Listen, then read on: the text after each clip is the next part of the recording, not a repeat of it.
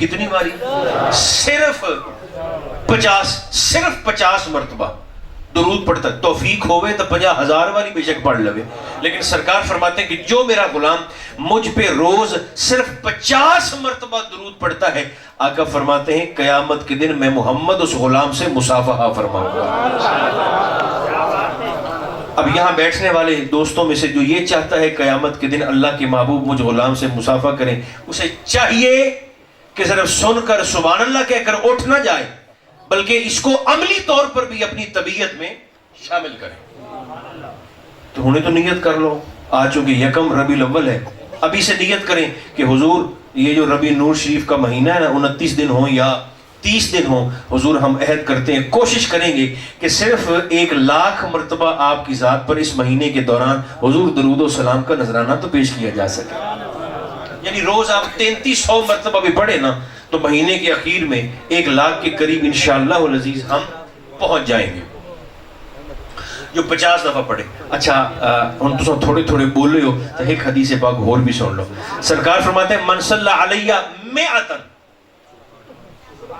جیڑا بندہ میرے تے روز 100 واری درود پڑھے. پہلے کتنی واری زور سے مہربانی کریں تے انعام کے ہاں قیامت دے دن حضور نال مصافحہ. اب کتنی مرتبہ ہے؟ 100 مرتبہ.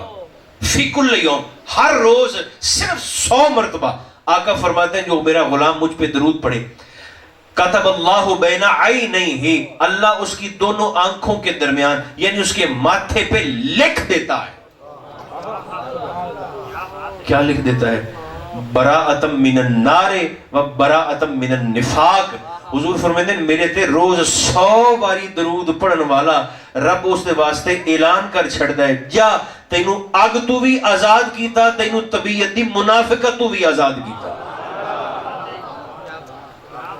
جہنم سے بھی آزاد ہو گیا اور منافقت سے بھی آزاد ہو گیا. کون؟ جو حضور پر 100 مرتبہ درود پڑھے. اگر آپ کا شوق تھوڑا سا اور بڑھاؤں تو سرکار کی تیسری حدیث پاک بھی سنا دوں آپ کو جلدی سے. اللہ کے محبوب فرماتے ہیں اتنی جلدی پانی آگ کو نہیں بجھاتا جتنی جلدی مجھ مصطفیٰ پر درود و سلام پڑھنا لوگوں کے گناہوں کو معاف کر دیتا.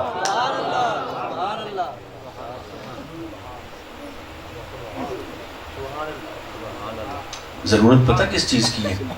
عمل کرنے کی. میں ایک مثال دے تو چھوٹے چھوٹے بالاں سمیت ہر بندہ اتھے بیٹھا ہویا جاندا بھی ہے، سندا بھی ہے، سمجھدا بھی ہے تے مندا بھی ہے کہ اس کائنات دا سب تو سونا چہرہ مصطفیٰ کریم علیہ السلام ہے.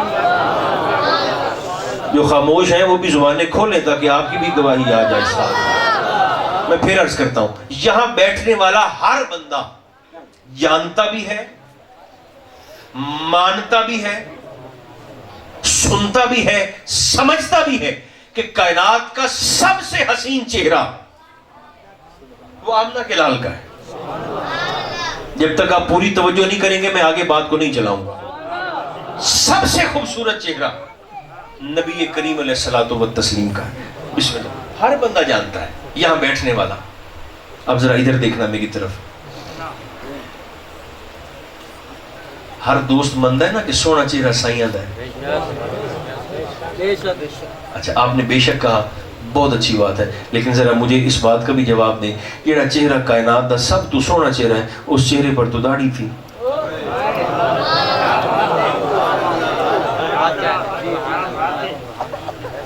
اس چہرے پر تھی یا نہیں تھی؟ بولو. میں آپ سے ہرگز یہ نہیں کہوں گا کہ ہم تواڈے جو ہاتھ این کر دو، اتاں کرو تے فلاں کرو تے کھڑے ہو جاؤ. نہیں، ہر بندہ اپنی ذمہ داری خود سمجھے. سرکار فرماتے ہیں میں قیامت تک آنے والے غلاموں کو ان کے چہروں سے پہچانتا ہوں. ایک اشارہ کر کے پھر میں آگے چلا جاؤں گا. چہروں سے پہچانتا ہوں. اسی محبت سے اور نرمی سے آپ کی خدمت میں گزارش کروں گا کم از کم چہرے کو اس قابل ضرور بنایا جائے، چہرے کو اس قابل ضرور بنایا جائے کہ کم از کم جب نگاہ رسول گنبد خضرا سے اٹھے اور غلام کے چہرے پر پڑے تو وہ نگاہ ایسی کارگر ثابت ہو کہ کم از کم لبہائے مصطفیٰ پر ہلکی سی مسکراہٹ تو آنی چاہیے. پھر تو ہے میلاد میں آنے کا مزہ بھی, پھر تو ہے سرکار کا ذکر سننے میں لطف بھی. تو یہ نرا کرنا دا چسکا ہے. تقریر تماشا تو نہیں ہوتی, تقریر کانوں کا چسکا تو نہیں ہوتی, تقریر کو میٹھا حلوہ تو نہیں ہے کہ جی اور ساڑھے مطلب دی گالے سانو سناؤ. نہیں, ساڑھے ناکج دین دی نت ہے, اسا دین دے تابع ہیں, دین ساڑھا تابع نہیں. اللہ ہمیں عمل کی ہمت اور توفیق عطا فرمائے, چونکہ اصل شے یہی ہے, یا علم ہے یا عمل.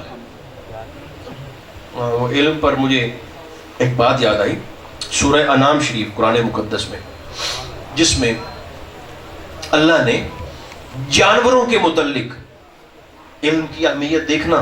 جو کچھ پڑھے لکھے نوجوان میں چہرے دیکھ رہا ہوں, خاص طور پر جو نوجوان ہے وہ غور کریں. سورہ انعام شریف میں اللہ نے تفصیل کے ساتھ, وضاحت کے ساتھ جانوروں کے معاملات کو, مسائل کو, احکامات کا ذکر فرمایا ہے. اسی صورت میں ہمیں یہ بھی بتایا گیا کہ اگر ایک کتا ہو نا, کتا, علم کی اہمیت میں آپ کو بتا رہا ہوں, کتا, اور اس کتے کو سکھا دیا جائے, کیا بتا دیا جائے, علم دے دیا جائے شکار کرنے کا. غور فرمائیے گا, وہ کتا شکار کے پیچھے بھاگے, شکار کو جا کر پکڑ لے, اللہ فرماتا ہے وہ شکار تمہارے لیے حلال ہے, تم کھا سکتے ہو, ٹھیک, کھا سکتے ہو. دوسری طرف ایک اور کتا, آوارہ کتا, مسا کوٹھا کا ہے, وہ بھی کتا ہے, یہ بھی کتا. اچھا, یہ آوارہ کتا اسی شکار کو پکڑ لے, منہ جا مارے, مولا ہن فرمایا ہن حرام ہو گیا.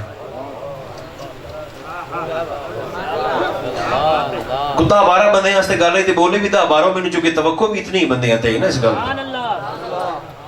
ایک طرف وہ کتا جسے شکار کا علم دے دیا گیا, فن سکھا دیا گیا, اس کا پکڑا ہوا شکار حلال. دوسری طرف ہے وہ بھی کتا نجسلین, نجاست میں دونوں ایک جیسے, مگر اس کا پکڑا ہوا شکار اب حرام ہو گیا. مولا وہ کیوں؟ بسم اللہ, مولا وہ کس لیے؟ فرمایا اس کی وجہ صرف یہ ہے کہ جس کتے کا پکڑا ہوا شکار تمہارے لیے جائز, حلال, اور جسے تم کھا سکتے ہو, اس کی وجہ یہ ہے اس کتے کے پاس علم آ گیا ہے.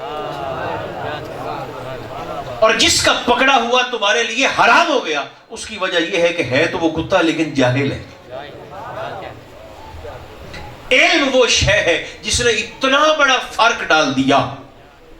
ہے دونوں طرف کتے, ایک کے پاس علم ہے شکار کرنے کا, دوسرے کے پاس علم نہیں ہے. اس علم کی وجہ سے ایک کا پکڑا ہوا شکار حلال ہو گیا, دوسرے کا پکڑا ہوا جانور. ایک علم اور دوسرا عمل. ابھی چونکہ آغاز محبت ہے ربیع النور شریف کا, جتنی محافل میں آپ جائیں گھر سے یہ نیت ارادہ کر کے جائیں کہ مقصد صرف کانوں کا چسکا نہیں, مقصد صرف کڑکی لہا دے پانا نہیں کہ کیڑے نعت خان دی سور چنگی, کیڑے مولوی دی طرز چنگی, اور کس خطیب کا خطاب اچھا ہے. باہر نکل کر یہ نہیں کہنا ہمیں مزہ آیا جی, ہمیں مزہ نہیں آیا. یہ میلاد مزے کے لیے نہیں ہے. اب مہربانی کریں ان چیزوں سے آگے نکلیں, چونکہ زمانہ قیامت کی چال چل گیا. اب آگے نکلیں اور اپنی تربیت کا سامان کریں. بلکہ میں کہا کرتا ہوں کہ میلاد میں آنا کمال نہیں, میلاد کو گھر لے کر جانا کمال. اس لیے گزارش یہ ہے جتنی باتیں سنیں اور جتنی باتیں سیکھیں ان پر مہربانی کر کے عمل کرنے کی کوشش کریں تاکہ میلاد کی مقصدیت وہ اہل ایمان کو حاصل اور نصیب ہو جائے. اب جو باتیں میں نے عرض کی, ایک تو درود و سلام, اس پر ہمیں کوشش کرنی ہے بھرپور انداز میں, آج سے نیت کریں. اچھا, کچھ لوگ یہ بھی سمجھتے ہوں گے شاید کہ وضو کریں یا بغیر وضو بھی پڑھ لیں. یا کوئی وقت ہے یا کوئی نیت ہے. درود و سلام کے لیے کوئی وقت خاص نہیں.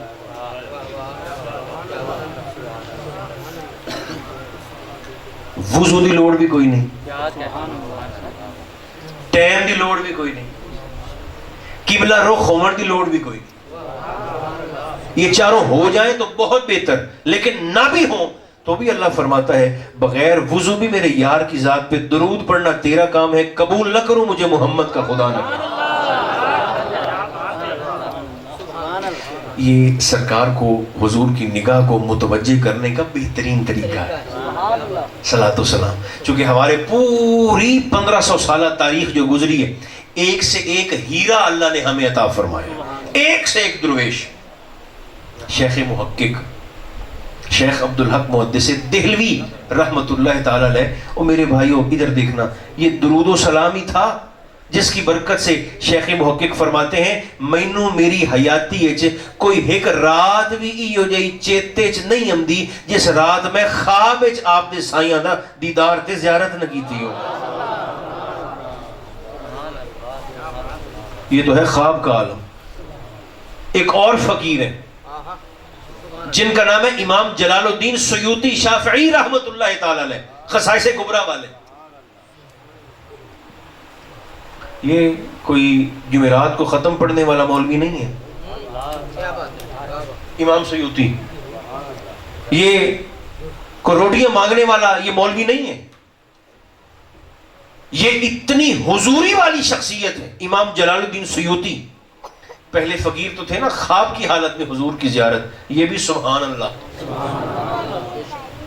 اب ان کی کیفیت کیا ہے, اتنی قربت سرکار کی بارگاہ کی, اتنی نزدیکی.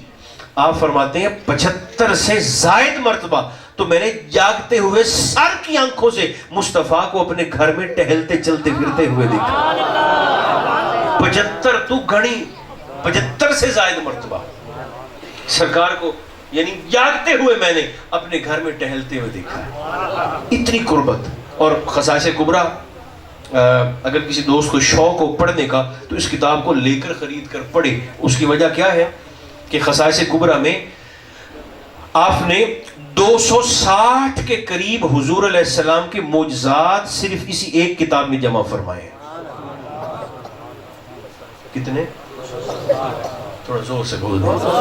260 معجزات سائیاں دے صرف خصائص کبریٰ کے اندر. 260 تو ویسے بہت تھوڑے ہیں. مفتی احمد یار خان صاحب نعیمی گجراتی رحمت اللہ تعالی علیہ, آپ فرماتے ہیں ساری زندگی میں میں نے جتنی کتابیں پڑھی ان کتابوں میں 6500 معجزات تو حضور کے میں نے اپنی آنکھوں سے پڑھے ہیں کتابوں کے. چونکہ حضور کے ہر عضو کا الگ الگ معجزہ ہے, اور ایک ایک نہیں کئی معجزات ہیں. اس میں علامہ سیوطی نے ایک بات لکھی ہے, وہ بات میں آپ کو جلدی سنا دیتا ہوں. آپ اس قدر قربت والے, اس قدر حضوری والے, آپ نے لوگوں کو اسی خصائص شریف میں یہ بتایا, قاری افضل صاحب یہ بتایا کہ گنبد خضرہ شریف میں رہتے ہوئے آج کل حضور کی مصروفیات کیا ہیں. کاش کہ تساں ستے نہ ہوندے. آج گنبد خضرہ میں رہتے ہوئے حضور کی مصروفیات کیا ہیں. یہ تساں تھوڑا جا بھی توجہ کیتی ہوندی سر نال تو تھوڑا مسکرا دے سبحان اللہ آکھو. سرکار دی مصروفیات وہ بندہ دس سکتا ہے جیڑا گھر والا ہوئے یا گھر والا نہ ہوئے تو حضور دا کم از کم وفادار غلام ضرور ہونا چاہیے, جو اندر باہر سے واقف ہو, جانتا ہو سرکار کے سکیجول حضور کی مصروفیات کو. علامہ سیوطی فرماتے ہیں آج کل حضور گنبد خضرہ میں کیا کر رہے ہیں. یہ توڑا موڈ ہوئے لگتا تھا نہیں تو میں تو ان کو ایک دو مصروفیات دسا جلدی. گنبد خضرہ میں حضور کی آج کل کیا مصروفیات. پہلی مصروفیت, اچھا ایک بات میں اور بھی گزارش کروں گا, جو دوست وہاں پر حاضر ہوتے ہیں نا مدینہ منورہ میں یا کچھ یہاں پر بھی, یتیم الفکر قسم کے لوگ, وہ سمجھتے ہیں کہ سرکار صرف قبر شریف کے اندر ہیں بس, تو قبر کے اندر ہے، گنبد کے اندر ہے تو بس گنبد کے اندر. ہمارے ایک بہت بڑے درویش اور فقیر گزرے ہیں، ان کا نام ہے شیخ عبدالعزیز دباغ. بس کریے. شیخ عبدالعزیز دباغ رحمت اللہ تعالی علیہ. آپ نے ایک بات لکھی، مسئلہ بھی ذرا ذہن میں رکھیے گا. فرمیندے مراکش دے ایک بزرگن، موراکو کے، مراکش کے. دیکھیں نا، یہ تین ہی تو خطے ہیں جہاں سے سرکار کی محبت کی خوشبو پھوٹتی ہے. ایک سوڈان حبشہ کا خطہ، ایک مراکش ترکی اور فلسطین کا خطہ، اور دوسری خوش نصیبی میری اور آپ کی ہے، ہم بر صغیر کے لوگ. تے منکرانو خطرہ بھی انہاں اتریاں علاقہ دا ہے، ڈر بھی انہی تینوں علاقوں کا ہے.